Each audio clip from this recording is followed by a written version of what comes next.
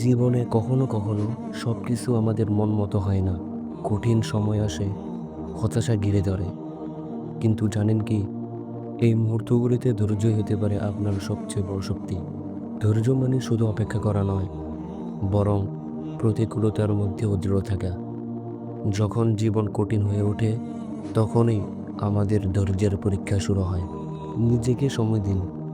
যে কোনো কঠিন পরিস্থিতিতে প্রথমেই নিজেকে কিছু সময় দিন।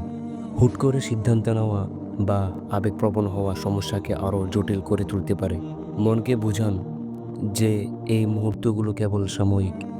বড় লক্ষ্য অর্জন করতে হলে ধৈর্য ধরে এগিয়ে যেতে হবে। প্রতিটি ছোট ধাপই আপনাকে সফলতার দিকে নিয়ে যাবে। অন্যদের কাছ থেকে অনুপ্রেরণা নিন। যারা জীবনে সফল হয়েছেন, তারা সবাই কঠিন সময় পার করেছেন।